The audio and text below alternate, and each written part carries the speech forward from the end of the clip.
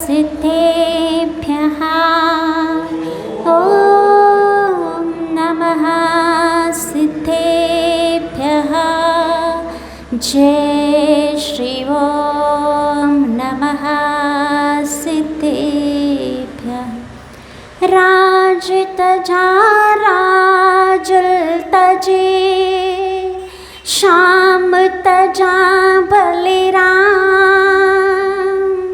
नाम धाम धन मन तजा ग्राम तजा संग्राम मुनि बन वन में तप सजा मन पर लगा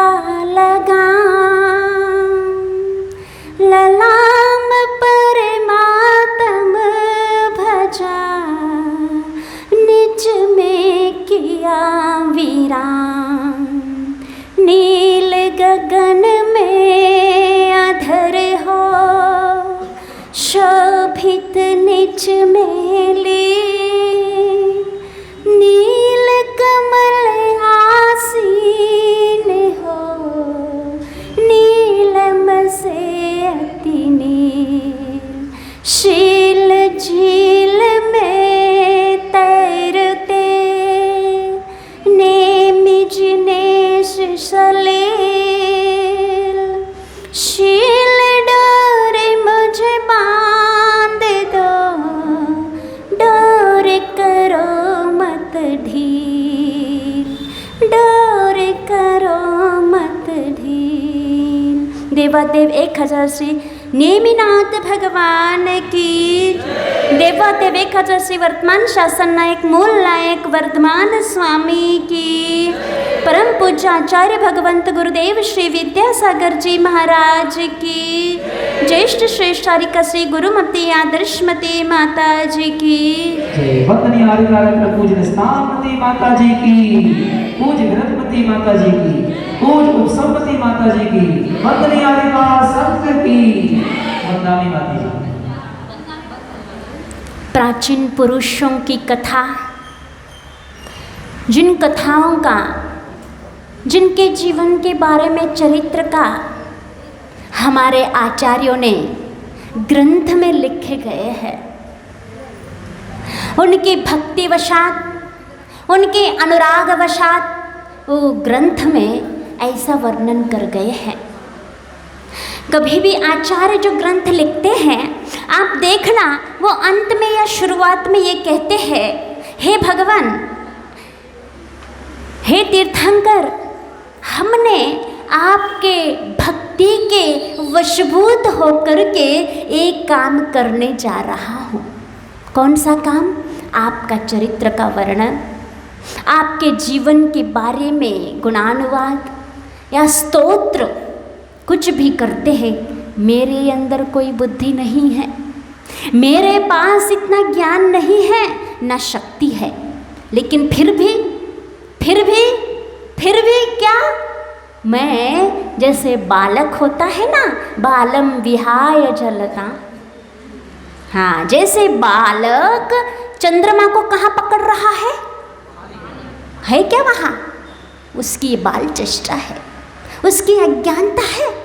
ऐसे ही मेरी अज्ञानता समझना कि मैं आपकी गुणगान करना जा रहा हूँ, मेरे पास ऐसी बुद्धि नहीं, मैं बाल बुद्धि हूँ। ऐसे कौन कह रहा है? जो श्रुत की ज्ञाता है और ऐसे उनके अंदर इतना ज्ञान है, पूरा ज्ञान है उनको, सिद्धांत का, अध्यात्म भी है, व्याकरण भी है, न्याय भी है, हर प्रकार का ज्ञान होते हुए भी वो अपने आप को बालक समझ रहे हैं। और फिर बात कहते हैं, मैंने जो आपके बारे में जो गुण कहा, चरित्र कहा, ओ मात्र बिंदु मात्र समझना।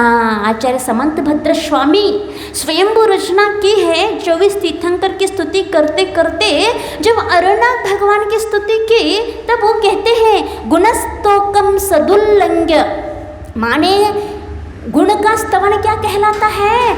इतना सा स्तवन वो कहलाता है कि गुण थोड़ा हो और उसके बारे में बढ़ा चढ़ा के कहते हैं, उसको क्या कहते हैं? स्तवन कहते हैं। लेकिन आपके पास इतने गुण हैं, अपार गुण हैं, समुद्र से भरे हुए जितने बिंदु है समुद्र में, उससे भी कई गुना अपरंपार आपके अंदर गुण हैं, और मैं उनमें से कुछ बिंदु कहने जा रहा हूँ। तो बताइए वो मेरा कहा हुआ स्तवन के अंतर्गत कैसे आ सकता है? स्तवन किसे कहा? बिंदु को सागर बराबर करने को स्तवन कहते हैं, और आपके अंदर सागर बराबर गुण है और मैं बिंदु मात्र कह रहा हूँ, क्या वह स्तवन के अंतर्गत आएगा? बिल्कुल नहीं आएगा। फिर भी आपकी भक्ति वशात मैं कहने जा रहा हूँ, आपके भक्ति से मेरा मन नहीं मान रहा है। जैसे वसंत ऋतु आते ही कोयल क्या करती है? कुहू कुहू अपने आप करने लगती है, क्योंकि वसंत ऋतु का प्रभाव है, ये आपका प्रभाव है कि मैं कुछ कहने जा रहा हूँ। ऐसे ही अपन सब अज्ञानी में भी अज्ञानी है, फिर भी भक्ति है भगवान के प्रति, वीतराग के प्रति। तीर्थंकर 22वें तीर्थंकर नेमिनाथ भगवान के प्रति हमारी भक्ति होने के कारण हम यहाँ उनके स्तवन गुणगान करके, हम भी उनके स्तवन में अवगाहित हो करके हम कुछ अनुभव करना चाहते हैं, भक्ति रस का पान करना चाहते हैं। इसी भावना को लेकर के यहाँ सब आप लोग एकत्रित हुए हैं, और कल से उनका स्तुति गुणगान शुरू हो गया है। और कल कहाँ तक हुआ था? भगवान का जन्म हो गया था, गर्भ उसके पहले गर्भ में रत्न वृष्टि हो गई थी, प्रतिदिन 3-3 समय की रत्न वृष्टि हुआ करती थी। और अब कहाँ? हाँ, पांडुक वन में भी, पांडुक शिला पर भी इंद्रदेव उस बालक नेमिनाथ को, नेमि कुमार को वहाँ ऐरावत हाथी पर विराजमान कर करके ले गए और जन्माभिषेक हुआ। जन्माभिषेक के बाद यहाँ जब माता पिता के पास आके उस बालक को सौंप दिया, और इंद्र ने क्या किया था? तांडव नृत्य किस प्रकार किया था? उनके पूरे पूर्व भाव के दर्शाते हुए ऐसे तांडव नृत्य किया था। वो जमीन पे तांडव नृत्य नहीं करता है, उनका जो होता है ऐसे आकाश में क्षण में यहाँ दिखता है, क्षण में यहाँ दिखता है, और दूसरे क्षण में सामने दिखता है। एक क्षण में एक भाव का दिखा रहा है और दूसरे में दूसरे भाव का दिखा रहा है। जैसे वर्णन हम शास्त्र में सुनते हैं, ऐसा लगता है वाकई में वो कैसा नृत्य होता होगा, वो कैसा जन्मोत्सव मनाया जाता होगा। आप लोग तो लाखों करोड़ों खर्च करो अपने बेटे के जन्मदिन मनाने के, लेकिन ऐसा कभी नहीं मना सकते हो जैसे तीर्थंकर बालक का मनाया जाता है। इंद्र लोग वहां से आते हैं मनाने, क्या दृश्य होता होगा उनका। एक एक क्या कार्यक्रम जो होते हैं, गर्भ, जन्म, तप, राज्याभिषेक और शादी विवाह, ये सब उनके जीवन के बारे में इंद्र लोग जो मिलके करते हैं, वो कैसा अद्भुत दृश्य होता होगा। वो पढ़ते पढ़ते ऐसी कल्पना करते हैं, कल्पना करते करते ऐसे डूब जाना चाहिए कि हम स्वयं साक्षात वहाँ पहुँच गए हैं और साक्षात भगवान का इस प्रकार के हम उसमें शामिल हो चुके हैं। तो आपको आनंद आता है? कल कितना आनंद आया था चालीसा पढ़ते समय। तो अब आगे फिर चलेंगे, अब वहाँ तांडव नृत्य हो चुका है। श्री देवी प्रभु की गुण गाथा गाने के भाव बनाए, जिन वर के गुण को गा करके हम अपने भाव को नसाए। सभी मिलके बोलेंगे, जिन वर के चरणों आना, चरणों में झुक जाना, जिन वर के चरणों आना, चरणों में झुक जाना, इतनी है मंजिल की आरज़ू।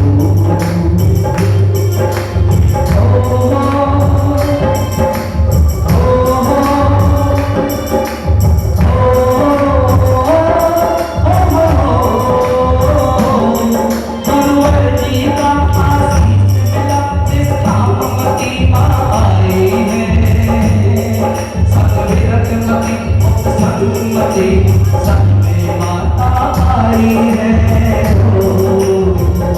चलिए चालीसा का पाठ करेंगे।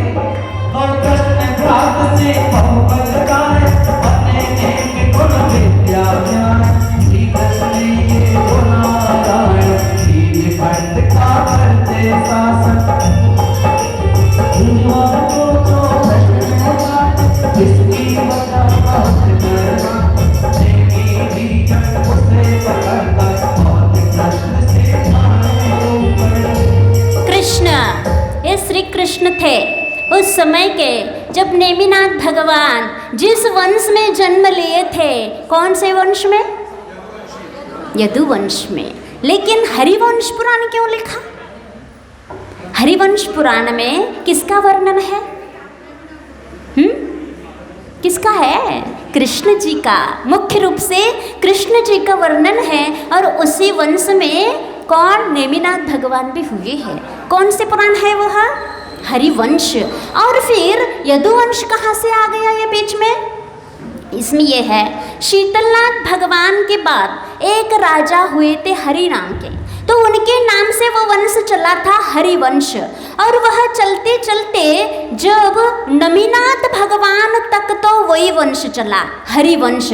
शीतलनाथ भगवान से लेकर के एक वंश चला हरिवंश, वो नमीनाथ भगवान के तक चला। फिर नमीनाथ भगवान के बाद एक राजा हुए यदु, और वो यदु इसी वंश में हुए। उस यदु राजा के ऐसी ख्याति थी कि वो हरिवंश लुप्त हो गया और उस राजा के नाम से वो वंश चलने लगा, इसलिए बीच में कौन सा वंश हो गया? यदुवंश हो गया। ये आप लोगों को प्रश्न उठना चाहिए, नहीं उठा? कि हरिवंश तो नेमिनाथ और श्री कृष्ण के बारे में लिखा हुआ है और कहते हैं लोग कि यदुवंशी थे, ये कैसे दो वंश कैसे थे? प्रश्न उठा? नहीं उठा। अब उठाना और प्रश्न का उत्तर भी मिल गया। तो वर्तमान में यदुवंशी थे ये सब जो पात्र बैठे हुए, कौन से वंश के हैं? कांसल वंश के नहीं, और ये जो और क्या मिट्टिया इटिया वो भी नहीं है। हाँ, ये यदुवंश के हैं। और ये अब आगे, हाँ, वो हो सकता है उनका लिंक श्री कृष्ण जी से ही जुड़ा हुआ है, लिंक है। हम एक बार पूज्य मुनि श्री अभय सागर महाराज जी ने एक बात बताई थी, जब आचार्य भगवान शिखर जी गए थे और उस समय महाराज जी भी गए थे और मुनि श्री अभय सागर जी उस समय अलग जी थे, तो वहाँ शिखर जी में एक यादव आया। यादव समझते ना, जो गौशाला, हाँ, गौ रक्षा करने वाला, गौ की रक्षा करने वाला वो यादव है, और गौ की सेवा करने वाला यादव। तो उनने महाराज जी के पास आया, तब महाराज जी ने पूछा आप कौन के वंश के हो? तो उन्होंने बताया हम कि 56 कोटि यादव है। कौन से? उनको देखो कुछ नहीं पता ये 56 कोटि क्या कहलाता है। अपने पुराण में आया है कि नेमिनाथ भगवान के बारात में कौन गया था? बाराती कौन थे? 56 कोटि यादव। अपन इसका ये लगाते हैं, संख्या में लगाते हैं कि 56 करोड़ यादव वंशी नेमिनाथ भगवान की बारात में थे। ये भी हो सकता है 56 करोड़ की संख्या, हमें तो लगता बहुत है, वो इम्पॉसिबल इतना होना। लेकिन वो जो उन्होंने महाराज जी ने वहाँ सुना शिखर जी में कि उनका वंश का नाम क्या है?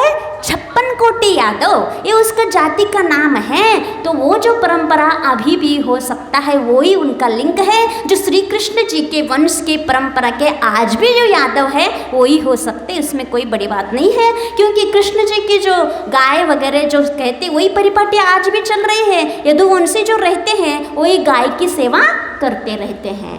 तो श्री कृष्ण कौन थे? उस समय के राजा, त्रिखंड अधिपति, और उन्हीं के बड़े पिताजी के बेटा थे नेमि कुमार। तो हाँ, हो गया था। तो ये क्या कैसे आए? इनका पूरे शौर्यपुरी था। पहले क्या था? इनका राज्य शौर्यपुरी में था, और ये पूरे 10 भाई थे, समुद्र विजय से लेकर के वासुदेव तक। वासुदेव सबसे छोटे भाई थे। सबसे छोटे भाई का पुत्र है कृष्ण जी, और सबसे बड़े भाई का पुत्र थे नेमिनाथ। और ये पूरे कितने थे? 10 भाई थे और 2 बहनें थी जो कुंती और माद्री। ये 2 बहनें थी और 10 भाई थे। इनका राज्य था शौर्यपुरी में। और वसुदेव ऐसे थे, वसुदेव कौन है याद रखना, कौन है? कृष्ण जी के पिताजी। वसुदेव कामदेव थे। कामदेव जो होते हैं बहुत सुंदर हुआ करते हैं और उनको देख कर के सब जनता अपने सुध बुध खो जाती है। और वो सबसे छोटे थे और छोटे होने के कारण वे लाडले भी रहेंगे अपने भाइयों के। तो वो जब नगर में निकलते थे नगर से, तो पढ़ना आप हरिवंश पुराण में, स्त्रियां अपने ऐसे सुध बुध खो देती थी। मान लो उसमें आया है वर्णन जैसा मैं बता रही हूँ, मान लो कोई स्त्री पानी खींच रही हो कुआं से और उस समय मान लो वहाँ से वसुदेव निकल गया, तो वो ऐसे सुध बुध खोलती थी वो घघरी की जगह अपने बालक के गले में रस्सी डाल के वहाँ छोड़ती थी, इतनी सुध खो देती थी। और वहाँ कहते हैं यदि कोई स्त्री वहाँ यदि श्रृंगार कर रही हो, मानो वहाँ ऊपर खड़े होके और बाद में वसुदेव दिख गया, तो वो यदि मानो काजल लगा रही हो तो वो यहाँ लगा लेती थी। इतना उसको होश ही नहीं रहता था। इतने और भी बहुत बड़ा वर्णन आया है, वो पढ़ लेना। वो कहने में अच्छा नहीं लगता है कैसे कैसे स्त्रियां सुध बुध खो जाती थी। इतनी सुंदर थे कृष्ण जी के पिताजी, कामदेव थे। तो एक बार वह समुद्र विजय राजा थे, उनके बड़े भाई, उनके पास नगरवासियों की शिकायत आ गई। क्या कि भाई हमारी स्त्रियों की जो हालत हो रही है, कोई ना ढंग से काम नहीं करता है, आप कुछ व्यवस्था कर दीजिए अपने छोटे भाई का। अब ठीक है, आप बिल्कुल निश्चिंत हो जाइए, राजा का तो कर्तव्य होता है कि प्रजा को सुखी रखना। वो पहुंचा देते हैं, आप बिल्कुल चिंता नहीं करना, इसकी व्यवस्था हो जाएगी। अब कैसे क्या किया जाए? अब वसुदेव को बुलाया समुद्र विजय ने अच्छे प्यार से। अब 10वीं नंबर के तो बहुत छोटे भी होंगे और ये पहले नंबर के, तो अच्छे प्यार से हाथ सिर पे हाथ फेरते हुए उस पे गोदी में बिठा लिया। कहते तुम बहुत नाजुक हो, बहुत सुकुमाल हो, राजकुमार हो, तुम यदि इस राज्य के घराने से थोड़े से बाहर चले जाते हो तो तुम इतने मुरझा गए हो, काले पड़ गए हो, तुम्हारी शक्ल देखो कैसे हो गई है। तुम ऐसा करना, अब जो बाउंड्री बनी हुई है उसके बाहर मत जाना, जितना भी टहलना खेलना इसी के अंदर हर कुछ व्यवस्था है, बाग बगीचे हैं, तालाब भी है, हर व्यवस्था है, तुम यही खेला करना। वो बहुत नटखट थे। हाँ, तो कहते ठीक। इतनी प्यार से भाई बोल रहे हैं, पहले ऐसे आज्ञाकारी हुआ करते हैं, भाई भाई में ऐसा प्रेम हुआ करता था।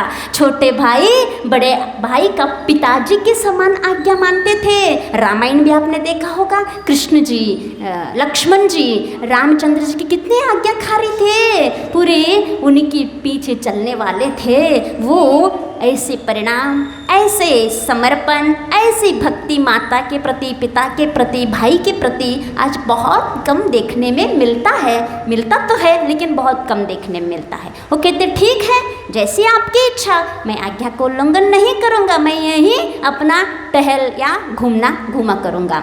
फिर एक बार क्या हुआ, वो तो बहुत शरारती था और एक दिन दासी को उन्होंने कुछ परेशान किया, कुछ छेड़ा, तो दासी के मुख से निकल आया, इसी शरारत के कारण तो तुम्हारे भाई ने रोका है बाहर जाने का। बात पता चल गई। क्या आप क्या कह रही हो?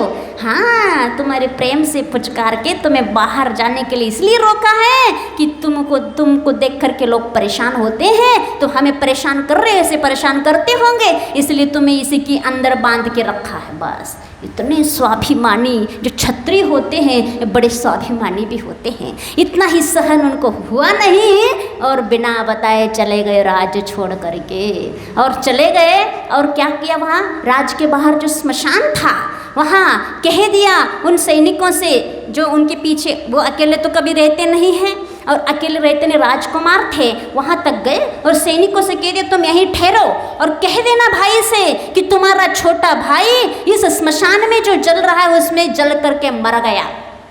ऐसा कह करके वो वहाँ उस स्मशान के पीछे तो चले गए और अपने वस्त्र आभूषण वहीं रख गए और जहाँ से भाग गए। मरे नहीं वो, ऐसे उनको कह दे, क्योंकि उनको ऐसे बंधन में रहना उनको रुचा नहीं। ये बंधन में रहना भले ही ठाट बाट है, हर मन के मनोपूर्तियाँ हो रही कामनाएं, लेकिन ऐसे बंधन में कोई जीवन है बंधन में रहना उनको पसंद नहीं। हम तो स्वतंत्र रहेंगे। फिर वहाँ पता चला समुद्र विजय आदि को बहुत पश्चाताप हुआ कि हमने गलत किया, ऐसा उनको करना नहीं था। हमारी तो उद्देश्य था कि प्रजा सुखी रहे, शांति रहे, और ये ऐसा हुआ। खूब रोए, खूब रोना गाना हुआ, शोक हुआ। अब सब वापस आ गए। उसके बाद जहाँ जहाँ वसुदेव जाते थे वहाँ वहाँ वो हर कला में प्रवीण थे, शस्त्र अस्त्र हर विद्या में प्रवीण थे। जहाँ जाते थे वहीं कन्या मिल जाती थी, जहाँ जाते थे वहीं आधा राज्य मिल जाता था। ये किसका प्रभाव है? कहाँ से मिल जाता? बिना दुकानदारी के, बिना कन्या याचना के। आजकल ऐसा कोई है आपके वाराणसी में कि कोई कन्या का याचना न किए हो और अपने आप कन्या देने कोई आया हो? लेकिन लीजिए, हमारी कन्या को आप स्वीकार कीजिए। इतना पुण्य कहाँ, उनका इतना पुण्य था। उनकी शौर्य, उनका वीर्य, उनका तेज, उनका प्रताप और उनका सुंदरता को देख करके राजा मुग्ध हो जाते थे। और ऐसी ऐसी कन्याओं को उन्होंने ऐसी ऐसी विद्याओं में जीत लिया। बहुत सारे कन्याओं से विवाह हो गया और वो फिर पुनः आके शौर्यपुरी में रहने लगे। घूम घाम के आ गए सब, अपना मेला ठेला लेकर के, कन्याओं को लेकर के फिर समुद्र विजय के पास आ गए, रह गए। फिर एक बार जो जरासंध था वह घोषणा करता है कि सिंहपुरी का सिंहरथ नाम का राजा है, उस सिंहरथ को जो जिंदा पकड़ के मेरे पास लाएगा, मैं अपनी पुत्री जीवन दशा की ब्याह उसके साथ करूँगा। कौन, किसने घोषणा की? जरासंध ने। तो उसका काम वसुदेव के लिए चुटकी का काम था। वो अपने शिष्य को लिया, कंस को साथ में लिया और उस शौर्यपुरी के सिंहपुरी के सिंहरथ राजा को पकड़ के उसकी किया तो उसने, वसुदेव ने सब, लेकिन आगे किसको किया? कंस को किया और वो पकड़ के ले आया। अब जरासंध कहता है मेरे जीवन दशा को मैं वसुदेव को देता हूँ। वो कहता, अब उस देखता है वो जीवन दशा के कुछ लक्षण उसको अच्छे नहीं दिखते। जो कन्या में होना चाहिए, सुयोग्य होना चाहिए, सुष्टुता होना चाहिए, वो नहीं दिखा। तो तुरंत देखे वसुदेव कहते हैं नहीं, ये मैंने काम नहीं किया, ये कंस ने किया है, उसको दे दो। उसके गले में फंसा दिया। अब वहाँ वो जीवन दशा की ब्याह कंस से हो गई। और कंस की जो बहन थी देवकी, तो उन्होंने, वो तो खुश हो गए, उनको आधा राज्य भी मिल गया, मथुरा का राज कंस को मिल गया। और वो उससे खुश होकर के वो कंस कहते हैं मेरी एक बहन है, बहुत योग्य है और कला है, सब कुछ है, मेरी भावना है कि मेरी बहन से आप शादी करिए, स्वीकार करिए। कौन? देवकी। वो कहते ठीक है, देखते हैं, बहुत अच्छी थी। हाँ, तो उन्होंने स्वीकार किया, लेकिन एक उन्होंने शर्त उस समय लिया, क्योंकि उन्होंने पहले ही महाराज से सुन लिया था। अतिमुक्तक नामक महाराज जी ने कंस से ये कहा था कि होने वाला जो भांजा है, जो देवकी का पुत्र है, वो तुम्हारे वध के कारण बनेगा। तो उन्होंने सुन रखा था। तब उन्होंने देवकी का ब्याह किससे? वसुदेव से किया। तो वसुदेव से कहा मैं अपने बहन को दे रहा हूँ, लेकिन जितने भी इसकी प्रसूति होएगी, पुत्र होएंगे या पुत्री जो भी होएंगे, वो हमारे घर में ही होएगी, आपके घर में नहीं होएगी। वसुदेव कहता ठीक है, अच्छी बात है, अच्छी देखभाल होएगी, इससे क्या इतराज है अपना। वो स्वीकार कर लेते हैं वसुदेव। और वसुदेव स्वीकार करते हैं तो वहाँ उनका ये तो वचन हो गया।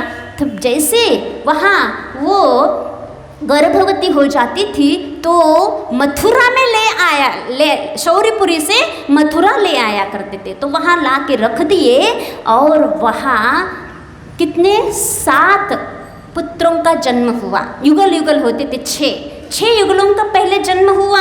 तो उनको सबको मारने के लिए कोशिश करता था, लेकिन वो चरम शरीरी थे, इसलिए देव लोग उनको ले जाते थे। और उसके बदले में उसकी बहुत बड़ी कहानी है, आप पढ़ लेना।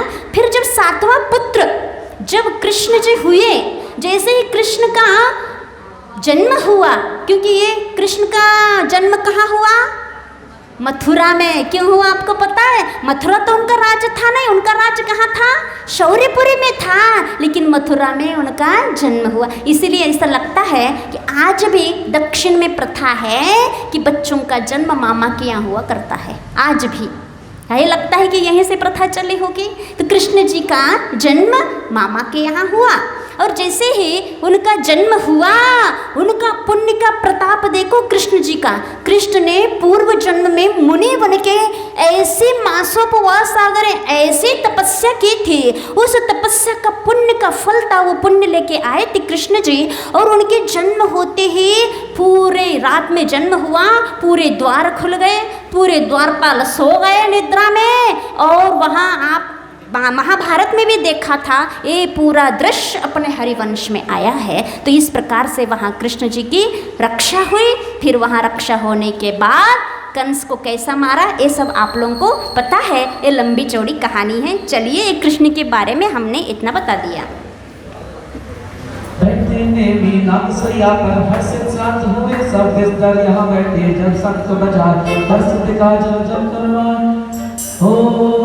चलिया चर्चा चली सभा के अंदर, यादव वंशी कौन है उठे ने लिया बातें सुनकर, उगली जंजीर काल कर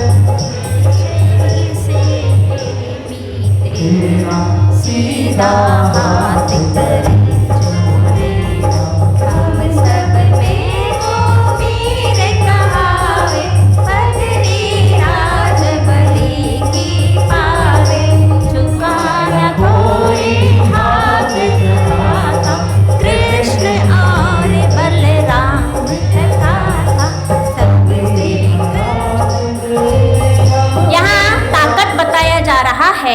ताकत आजमाया जा रहा है।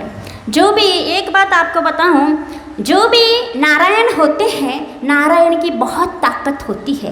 कृष्ण भी नारायण थे और उनकी भी ताकत थी। उन्होंने ताकत अपना तो गोकुल में ही बताया था, जब बाल्य अवस्था में इतनी सारी लीलाओं के माध्यम से उन्होंने ऐसी लीलाएं बताई थी। गोवर्धन पर्वत उठाया था। क्यों उठाया था गोवर्धन पर्वत?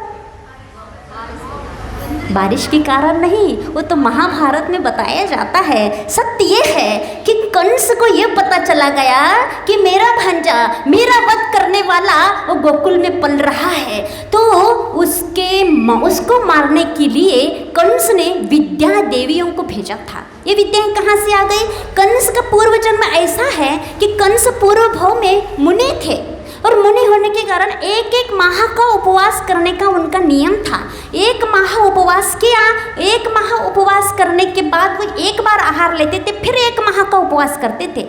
एक बार आहार लेने के लिए वो जैसे ही नगर में गए, उस नगर के राजा ने कहा, इस मुनि के आहार मैं ही दूंगा, कोई नहीं देगा।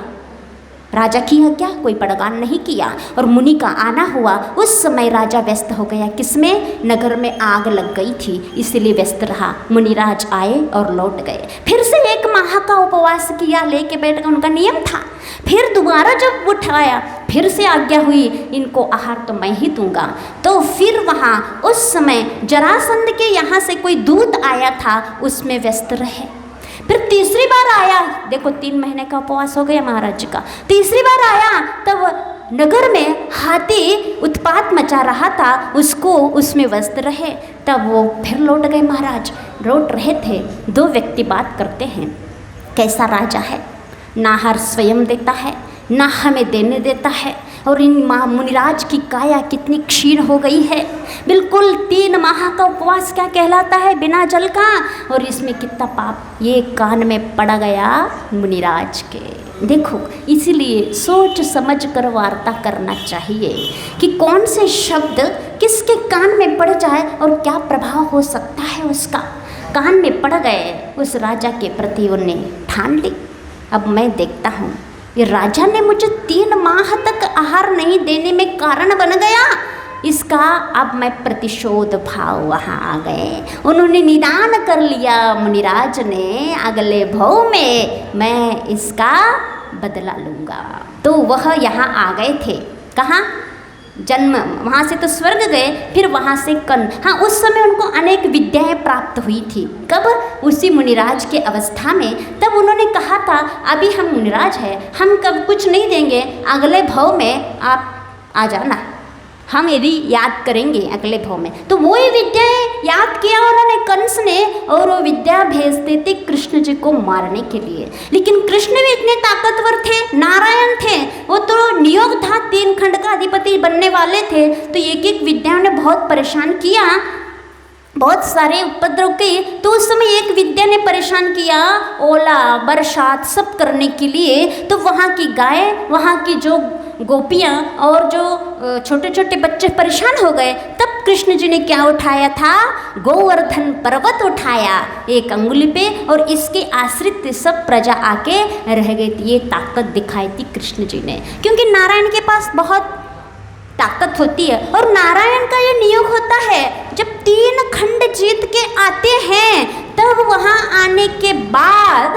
वहाँ एक कोटिशिला, शास्त्र में आता है कोटिशिला, लेकिन कहाँ है इस स्थान वर्णन नहीं आता है। उस कोटिशिला के बारे में आता है 1 योजन लंबा 1 योजन चौड़ा एक शिला होती है। उस 3 खंड जीत के आने के बाद उस शिला को उठाया जाता है। हर नारायण उठाता है, अपनी ताकत दिखाता है। तो प्रथम नारायण कौन था? त्रिपृष्ठ। कौन था ये? महावीर भगवान का जीव, जो प्रथम नारायण बना था। आगे जाके वही भगवान महावीर बने। तो उन्होंने कोटिशिला उठाया था। तो कैसे उठाया था? उस कोटिशिला को पूरा ऊपर, हाथ तक ऊपर ले गए थे। पहला त्रिपृष्ठ ने इतना उठाया था। फिर दूसरा नारायण होगा द्विपृष्ठ, उसने मस्तक तक उठाया। बल कम होता होता जा रहा है, क्योंकि अवसर पे निकाल है, बताया गया है। अवसर पे निकाल में बुद्धि, आयु, बल, संपत्ति, धर्म, इन सब का ह्रास होता जाता है। तो बल का ह्रास हो रहा है। तो पहले ने तो ऊपर तक उठाया, दूसरे ने सिर तक उठाया, फिर स्वयंभू ने कंठ तक उठाया, फिर एक वक्ष तक उठाया, फिर कमर तक उठाया, फिर दंत ने जंघा तक उठाया, और लक्ष्मण ने क्या कहते हैं उसको, घुटने तक उठाया। और कृष्ण जी ने उठाया, सिर्फ 4 अंगुल उठाए थे। बहुत बड़ा शिला होता है 1 योजन लंबा, उसको कोई नहीं उठा सकता है, सिर्फ नारायण ही उठाते हैं। और उन्होंने 4 अंगुल उठाया था। ये शिला कृष्ण जी ने उठा के, तो ये ताकत थी वो। लेकिन इससे भी ज़्यादा ताकत तीर्थंकरों की होती है। तो वहाँ तो हुआ था आपको, आज ये ना मंचन रात में आज दिखाया जाएगा किसकी ताकत ज़्यादा थी। तो आप वहाँ देख लेना नाटक में। तो वहाँ नेमिनाथ भगवान और वे ताकत के बारे में चर्चा हो रही थी। कोई कह रहा था नहीं नारायणों का ज़्यादा ताकत होती, कोई कहता चक्रवर्ती की ज़्यादा होती, कोई कहता इसकी होती। सब एक ने कहते नहीं तीर्थंकरों की ज़्यादा ताकत होती है। आजमाया जाए किसकी होती है। तब 1 अंगुली टेढ़ा नहीं कर पाए थे कृष्ण जी नेमिनाथ के। ये दिखाएंगे शाम को कि कैसा होता है। अच्छे से तैयारी करना, कृष्ण जी का पता ही नहीं कहाँ है। हे भगवान जय हो जाए। अभी जीत के नहीं आ रहे हैं, शिला उठाना है, आके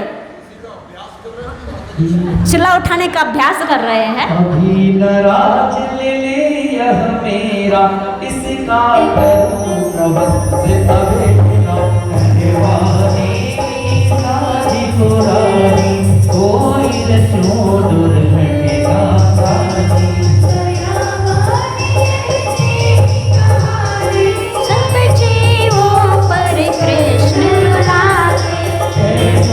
अब सदन तेरा जाओ देविता को साथ दिलाओ, ओ कृति रत छोड़ा गई काजुले किस साधु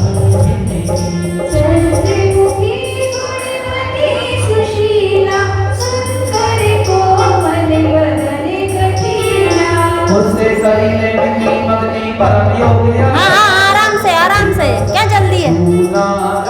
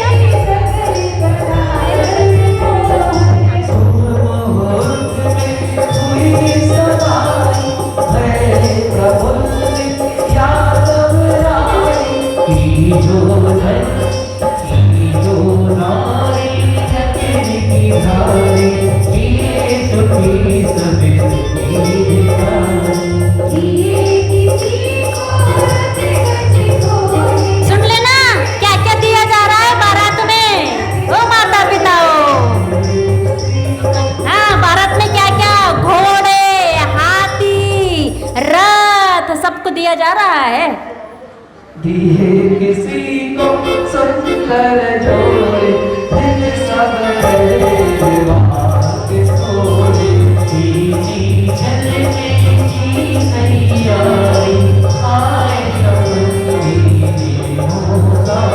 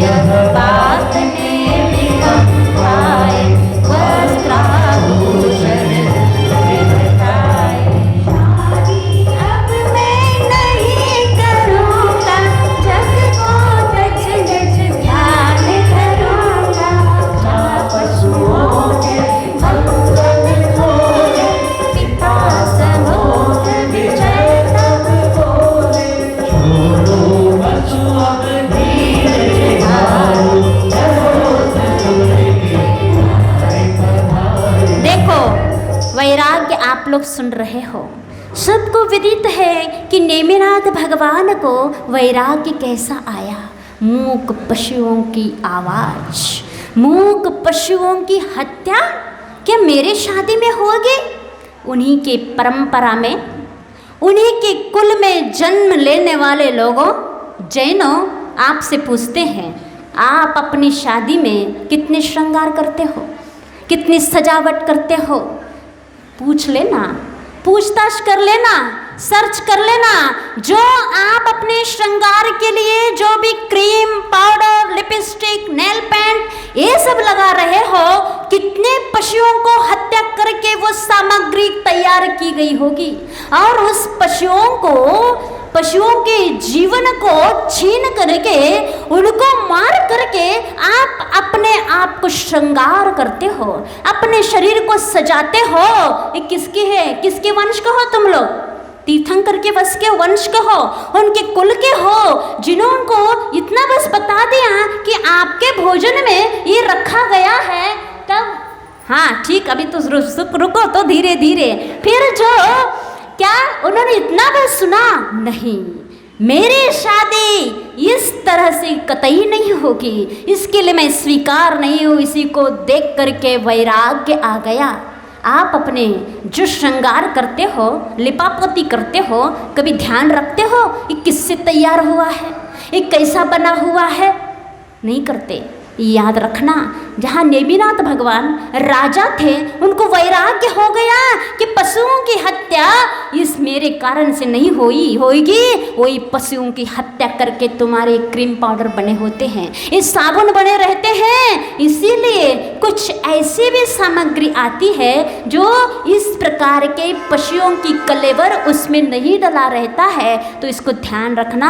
और ये याद रखना, जो बारात निकलेगी कल, कोई भी इस प्रकार से लिपस्टिक, पाउडर जो हिंसा से तैयार की गई हो, कोई भी नहीं लगाना। कल ही क्या, कभी भी नहीं लगाना चाहिए। और कल बारात कितने बजे निकलेगी? नहीं, 8:30 बजे नहीं निकलेगी। कब निकलेगी? कुछ लोग कह रहे थे कि अभिषेक का समय थोड़ा जल्दी कर दें तो आगे का कार्यक्रम जल्दी हो जाए। हमारे विचार से आप लोग सम्मत है कि नहीं, ये बताओ पहले। दोनों हाथ उठा करके बताओ। ठीक, ये प्रभावना का कार्य है। और दूसरी बात, कल एक किसी ने प्रश्न किया था कि इस प्रकार के तीर्थंकर के शादी में शामिल होने से, उनके राग रंग में शामिल होने से क्या पुण्य लगता है? प्रश्न बहुत अच्छा है, कल प्रश्न किया था उन्होंने। लगता है, क्योंकि हमारा संबंध राग रंग से नहीं, हमारा संबंध तीर्थंकर से है। हमारा संबंध हमारी भक्ति और हमारा जो कनेक्शन है किससे है? तीर्थंकर से है, न कि राग रंग से है। हमें गौरव है कि हमारे नगर में तीर्थंकर है। हमें गौरव की बात है जो आगे में तीर्थ प्रवर्तन करने वाले, आगे लाखों जीवों को इस संसार से पार लगाने वाले, उनकी जो भी क्रियाएं होगी, जो भी कार्यक्रम होंगे, जो भी उनकी जीवनचर्या होगी, उसमें हम शालीन होने के लिए बहुत गौरव का अनुभव करते हैं। क्योंकि लक्ष्य क्या है? तीर्थंकर। तीर्थंकर के साथ रहना है, तीर्थंकर के पास रहना है, तीर्थंकर के हर जीवनचर्या में शामिल होना है। ये तीर्थंकर के हमारे मन में है, इसलिए पुण्य लगेगा, राग रंग से पुण्य नहीं लगेगा। समझ गए ना?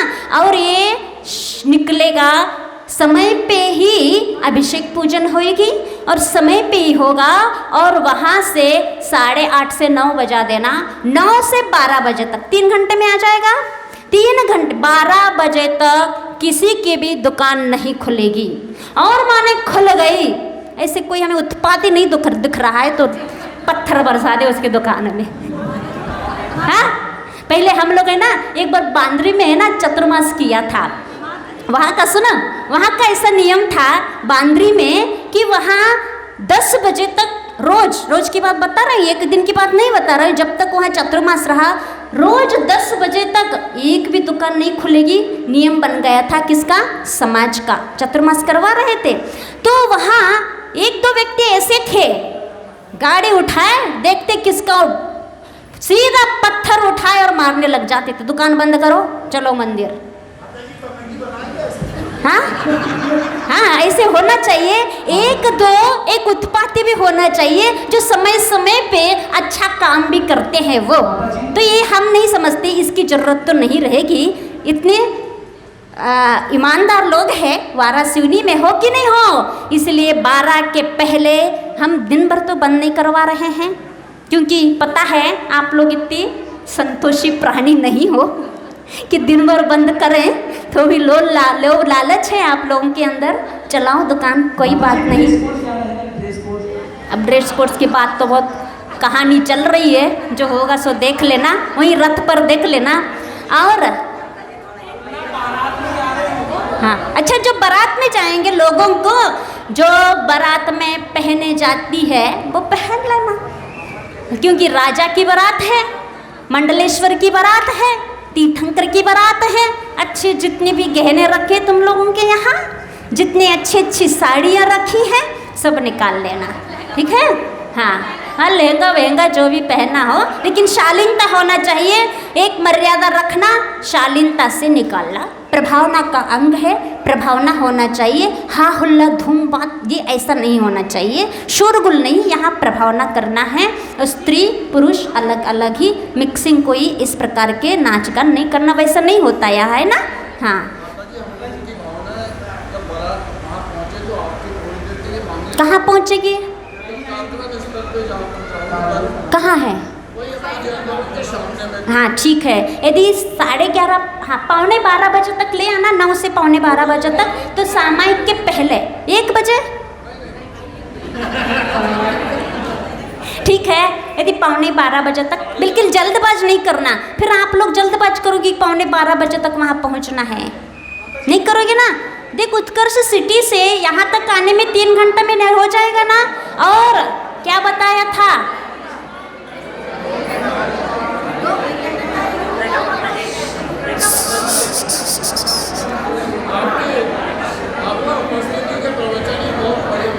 हाँ, ठीक है, आप लोग प्रवचन की भावना है आप लोगों की, लेकिन करेक्ट 9 बजे से वहाँ निकालना शुरू करना, अच्छे धूमधाम से 3 घंटे में आ जाना। अच्छा सुनो सुनो, हमारी बात सुनो। यहाँ सब समस्या का हल है, यहाँ सुनिए क्या बात हो रही है। देखो, यदि मान लो हमें बस इतनी खबर देना 11:15 बजे कहाँ तक बारात आ चुकी है। यदि 11:15 बजे नहीं आ पाई, बीच में ही है, 12:30 बजे तक आ गई, तो हम लोग 11:15 बजे सामायिक में बैठ जाएंगे, 12:30 बजे उठ जाएंगे। यदि ये भी व्यवस्था 12:30 बजे भी उपदेश हो सकता है या 11:15 भी हो सकता है, कौन सा? अब दो मत है। सुनो, अभी तय मत करना, तय अभी कर नहीं सकते। इसलिए नहीं कर सकते, आपकी बारात जो निकलेगी वो किस ढंग से निकल रही है, उस समय कैसा रंग आ रहा है, कैसा मजा आ रहा है, ये उस समय की बात है, अभी कह नहीं सकते। इसलिए नहीं कह सकते उस समय क्या धूमधाम रहेगी, उस समय अनुभव होगा, क्योंकि ये अनुभव अभी कर रहे, कल कह रहे थे, क्यों कहाँ गए मॉडल वाले, बहुत पछता रहे हैं कि हमने बोली छोड़ दी माता जी, हमें लेनी थी कृष्ण जी की। अब कुछ हाँ ये भी कह रहे थे कि हमें मतलब बोली ये ठाट बाट देख करके, इस प्रकार के सत्कार स्वागत और ये सब देख करके लोगों के मन में ये आ रहा है कि हम चूक गए। आ रहा है कई लोगों के मन में, है ना, आ रहा है कि नहीं आ रहा है? तो ये ऐसा नहीं हो, कल की वातावरण कल क्या रहेगा आज हम डिसाइड नहीं कर सकते हैं, इसलिए आराम से। और जो कहा गया है, हर द्वार सजना चाहिए, हर द्वार पे तोरण द्वार होना चाहिए, गेट बनना चाहिए, रंगोली होना चाहिए। तीर्थंकर का जो पहली बार मौका मिला है, आगे मिलेगा नहीं मिलेगा कह नहीं सकते हैं। मिलेगा क्या पता नहीं, और आज तक मिला नहीं। बहुत पुण्य लुटा लो, बहुत पुण्य कमा लो, प्रभावना का अंग में शामिल हो जाओ और खूब प्रभावना करो। अच्छे तोरण द्वार सजा करके, रंगोली डाल के, अच्छी सुंदर आरती सजा के, ये सब ठाट स्वागत सत्कार अच्छे से करना है। मैं ये कह रहा था कि 9 बजे तो पूरी कोशिश रहेगी, बिल्कुल निकल जाए। हाँ, क्योंकि क्या होता है, इतनी बड़ी बारात निकल रही है और साज सज्जा के साथ निकल रही है। हाँ, तो दूसरे लोगों के प्रतिष्ठान सुबह 8 साढ़े 8 बजे खुलते नहीं है। हाँ, इसीलिए तो मैं कह रही हूँ लेट नहीं, 9 बजे निकालना। अब ज़्यादा खींचतानी नहीं, अब लोगों की दो दो मत है, 9 बजे से शुरू करके 12 बजे तक का रख लो।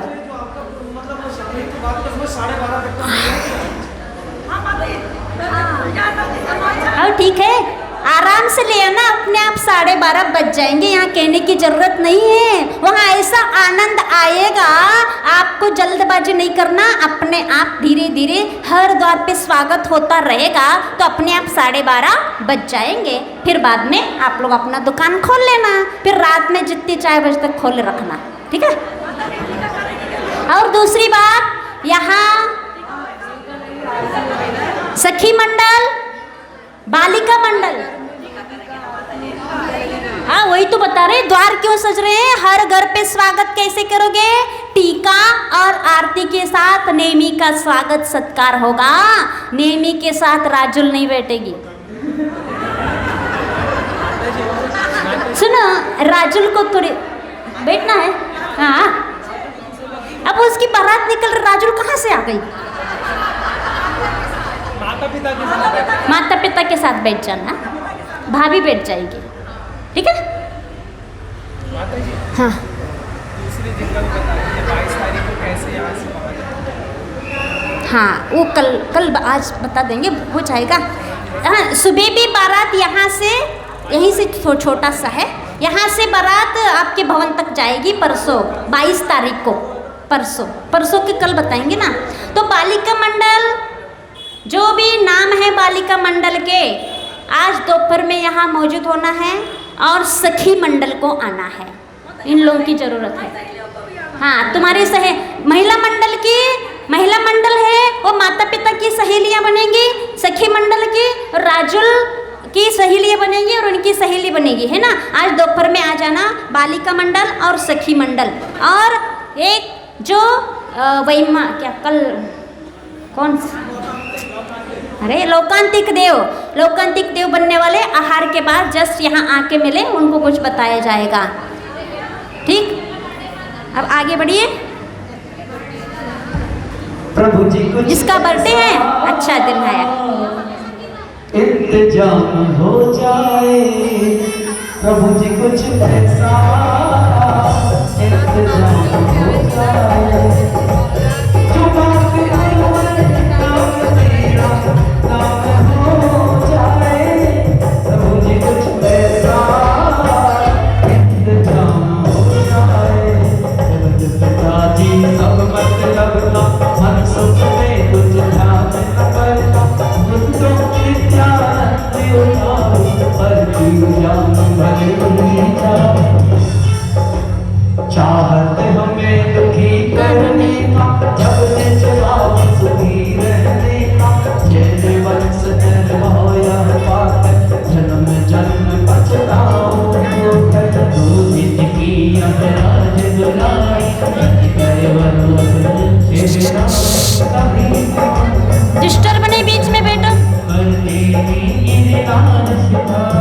चाहे कहो रात को धोखा, चाहो कहो चाहे कहो कसूर रक्षा, चाहे कहो यही शिक्षा। पीछी बगल कमंडल लेकर जाते चारे हाथ घड़ी देख यह राज गिरी मूर्छित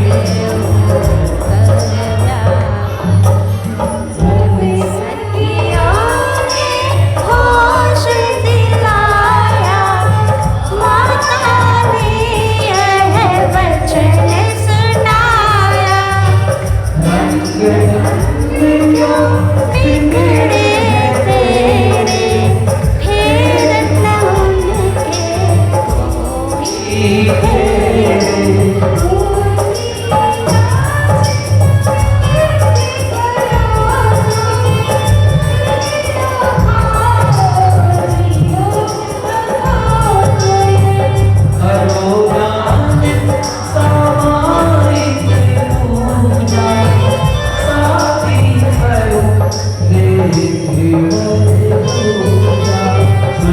उनके हमारी नीलाज एक समय को जारी होगी अब जब नाम तुम्हारा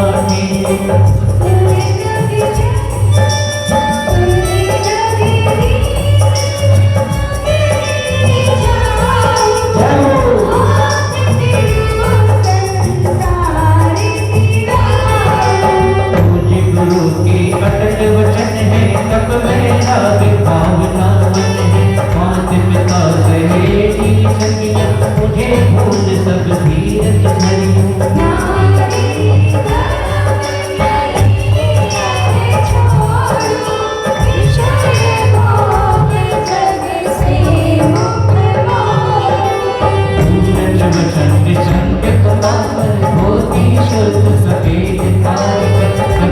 बड़ी है उस तक की प्रीति निभाओगी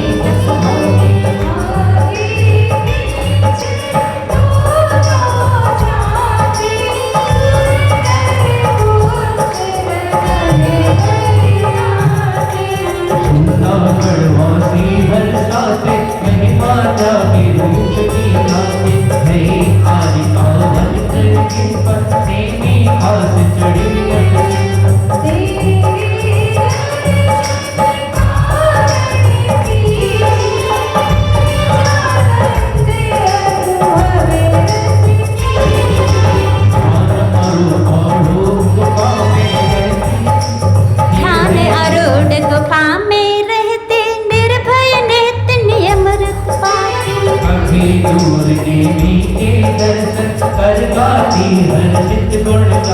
वहाँ आप लोग यदि गिरनार जी गए हों, नीचे राजुल की गुफा बनी हुई है, उसी का वर्णन चल रहा है। नेमिनाथ तो चढ़ करके 5वीं टोक पर पे चले गए, अब वो अवला है और वहाँ वो ध्यान कर रहे हैं मुनिराज, और वहाँ दर्शन को तो जाते होंगे, लेकिन यहाँ ठहरना रुकना ये मर्यादा नहीं है, क्योंकि जहाँ मुनिराज रहते हैं वहाँ आरिकाएँ नहीं रहती है, इसीलिए नीचे आकर के राजुल गुफा में तपस्या करती थी।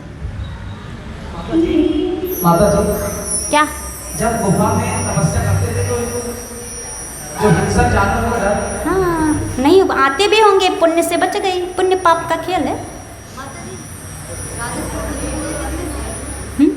देख लेना उसमें। कभी दूर देवी के दर्शन कर गाती हर सिद्ध गुण गाए, सीने वक्त की बन जाती समा शरण में मेरी वाणी।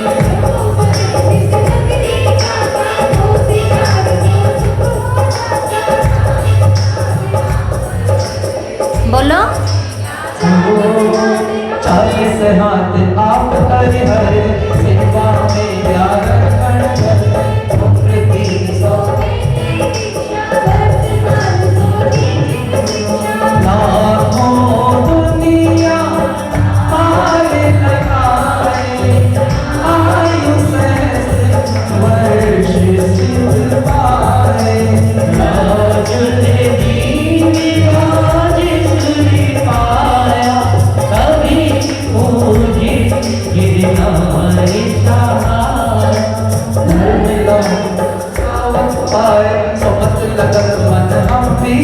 हाँ, यहाँ नेमिनाथ तीर्थंकर की आयु कितनी थी? 1000 वर्ष की थी और 300 वर्ष में उनको वैराग्य हुआ था। यानी जिनकी 1000 वर्ष की आयु रहती है तो 300 वर्ष में युवा होंगे वो, है ना, मतलब तिहाई में युवा हो जाते हैं। मान लो यहाँ 60 साल की किसी की आयु तो 20 वर्ष में युवा होते हैं। उनकी 1000 वर्ष की आयु थी, 300 वर्ष में युवा हुए थे। 300 साल के जब हुए थे तब विवाह की बात हुई थी, तब उन्होंने वैराग्य हो गया था। फिर 300 वर्ष में विवाह हो गया, अब बचे कितने? 700 साल। 300, अब जब उन्होंने 300 साल में दीक्षा ली, उन्हें 56 दिन तक मात्र उन्होंने तपस्या की। कितने दिन? 56 दिन। 56 दिन में उनको केवल ज्ञान की प्राप्ति हो गई, कम दिन में हो गई। आदिनाथ भगवान को 1000 साल लगे, महावीर भगवान को 12 साल लगे और नेमिनाथ भगवान को सबसे कम कौन से तीर्थंकर को लगा बताना? हाँ, कितने दिन? 6 दिन। हाँ, तो ये इनको कितने दिन लगा? 56 दिन तक इन्होंने तपस्या की और 56 दिन बाद, और जब उन्होंने सब तीर्थंकर जैसे ही दीक्षा लेते हैं बेला का नियम लेके बैठ जाते हैं। कम से कम बेला का तो सबके साथ आया है, बेला किया। फिर तीसरे दिन आहार करने गए, वहीं गए द्वारिका। कहाँ गए आहार करने? द्वारिका गए और वहीं उनका प्रथम आहार हुआ था। पंचाश्चर्य हुए थे और उनकी अवगाहना थी 10 धनुष की। 4 हाथ का 1 धनुष होता है, 10 धनुष की अवगाहना थी। और हाँ, तीर्थंकरों को रीतियाँ प्राप्त होती है। जैसे ही दीक्षा होती है, दीक्षा होने के बाद मात्र केवल ज्ञान रीति नहीं होती। हाँ, प्रश्न पूछो, हमारे पास तो उत्तर है। वो कह रहे कैसे कैसे प्रश्न पूछ। तो तीर्थंकर जैसे ही दीक्षा लेते हैं तो केवल ज्ञान रीति को छोड़ करके पूरे रिद्धियाँ प्राप्त। रिद्धियाँ कितनी होती हैं? 64 में से 1 रिद्धि बस नहीं होती। कौन सी? केवल ज्ञान। 63 रिद्धियाँ पूरी होती हैं। वो जल में भी चल सकते, हवा पे भी चल सकते हैं, कहीं भी चल सकते हैं, उनके पास रिद्धियाँ होती है। तो ये वहाँ द्वारिका, उसमें हरिवंश पुराण में आया है। उत्तर पुराण में थोड़ा सा, उत्तर पुराण और हरिवंश पुराण में थोड़ा सा अंतर है। हरिवंश पुराण में आया है कि द्वारिका में उनका जन्म हुआ और उत्तर पुराण में आया है शौर्यपुरी में जन्म हुआ। हाँ हाँ, पूर्व जन्मे। हाँ, अच्युत सर के बाद क्या नाम था? नाम क्या था? सुप्रतिष्ठित राजा थे। सुप्रतिष्ठित राजा थे, उन्होंने दीक्षा ली। कल हमने कहानी बताई थी, चिंतागति, मनोगति, चपल गति। तो उसमें उन्होंने युद्ध में जीता। फिर वहाँ से वो मुनि बने, मुनि बन के स्वर्ग गए, स्वर्ग से आके अपराजित राजा हुए। फिर तपस्या की, फिर अच्युत स्वर्ग गए, अच्युत स्वर्ग से यहाँ आए और कौन से राजा बने? सुप्रतिष्ठित राजा हुए। सुप्रतिष्ठित राजा ने भी दीक्षा ली। ऐसे ऐसी कठिन तपस्या की, मास उपवास, 1 माह तक की उपवास, ऐसी कठिन तपस्या सुप्रतिष्ठित मुनिराज ने की। उसी समय उन्होंने तीर्थंकर के पादमूल में तीर्थंकर प्रकृति का बंध किया।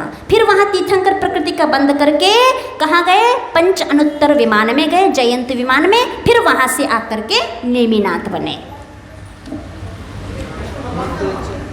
नित 40 हिंदुवार पाठ करे 40 दिन, हे सुगंध अपार नेमिनाथ के सामने।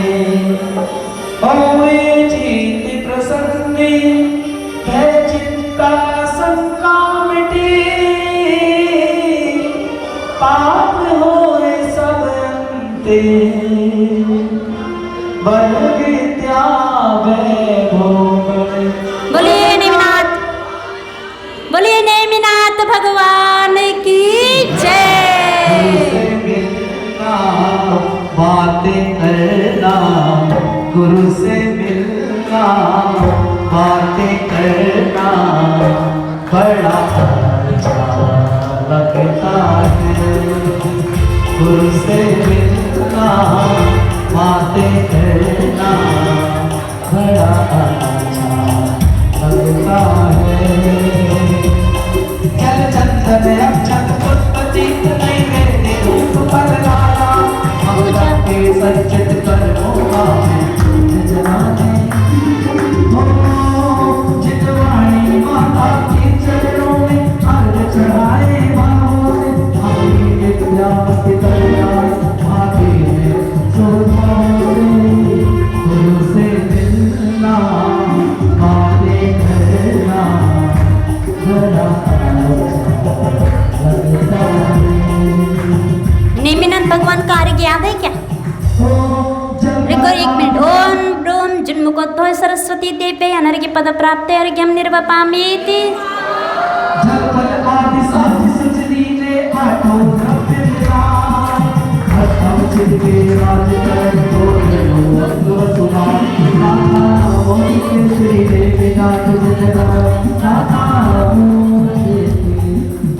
ओम ब्रूम गिरनार पर्वत से मोक्ष पधारे तीर्थंकर नेमिनाचनेन्द्राय अनर्घ्य पद प्राप्ते अर्घ्यम निर्वपामीति। क्या बोलना बोलो, फिर जिनवानी के बाद कोई नहीं ठहरेगा।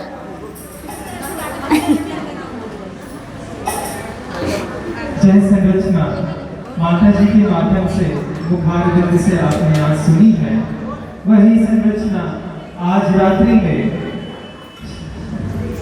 मंडप जो बना हुआ है, कार्यक्रम स्थली जूनागढ़ अथवा अभी तो मंडप ही है, वहाँ पर आप सभी रात्रि 7:30 बजे से हमारा मंचन प्रारंभ होगा। आप अवश्य ही अवश्य पधारिए।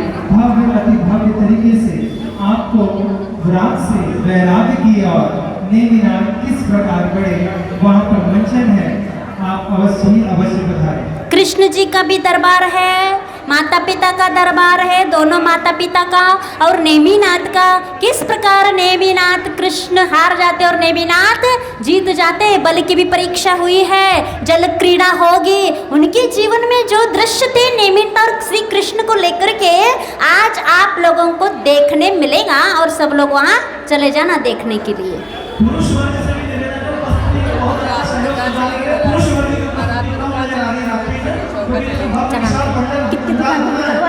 शानदार प्रस्तुति है तो सभी का समर्थन आवश्यक है। जब वो कार्यक्रम भव्यता को छेगा और कल के कार्यक्रम की रूपरेखा आपको बता देंगे, अपनी वेशभूषा और बहुत उत्साह के साथ। मेहंदी लगवा के आई, यहाँ की छूट गई तुम्हारी मेहंदी, मेहंदी सब छूट गई।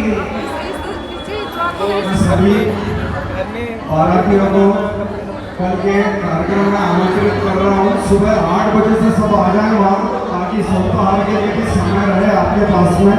और उसके बाद अपन पूरी तैयारी से बारात पूरे जोश उत्साह और उमंग के साथ में पूरा कार्यक्रम। उमंग तो है नहीं, कहाँ है 12-1 बजे तक आ जाएगा। उत्साह उमंग के साथ? उमंग तो यहाँ है ही नहीं है तुम्हारा। और अभी बच्चों का सोमवार भी रविवारी सोमवार 9:30 ठीक। काफिया मॉडल में जन्मदिन के अवसर पर हमारा परिवार के द्वारा रखा गया बच्चे लोग बच्चों की विशेष आमंत्रण। सिर जीने वाने जग कल्याणे जग जन मदतम मोह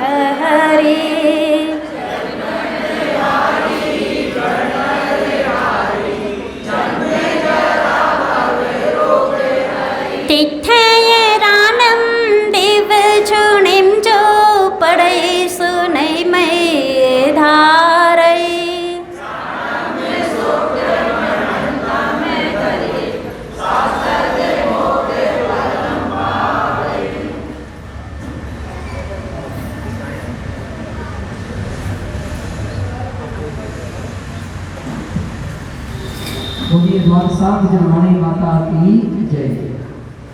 सभी ध्यान देंगे, हमारी महिला मंडल भी कल की बारात में विशेष रूप से विशेष भूषा में हमने बालिका मंडल बाहर खड़ा है तो ये 2 मिनट ऊपर आ जाओ अभी। माता जी बालिका मंडल को आ जाएंगे, आप कमेटी को बुलाओ, 3 बार खबर भेजी रूपरेखा बनाने कल कैसा नहीं बनी। माता जी सबको बुला लो, कमेटी को बुला लो। सुनो, यहाँ जो कमेटी खड़ी है, जो बड़े बड़े लोग खड़े हैं, थोड़ा सा बारात का रूपरेखा बना लो बैठ के। हाँ, बड़े बड़े लोग यहीं बैठ जाओ, रूपरेखा बना लो। माता जी आप बना के बनवा दो, कमेटी अभी बना लेंगे, अब घर नहीं जा रहे, अब रूपरेखा बनाओ, बैठो यहीं पे। माता जी आप बना लो, समय नहीं है, 1 घंटा लगता है, रूपरेखा में बहुत लगता है। माता जी बनवा लो, माता जी बैठ के बना लेंगे वो, या फिर आहार के बाद। आप अभी रूपरेखा बना लेना बैठ के। सुनो बड़े बड़े लोग, सुनो कमेटी की और जो बड़े बुजुर्ग हैं, रूपरेखा बना लो बैठ के, फिर आहार के बाद हम आएंगे, मैं बता देना कैसे का है।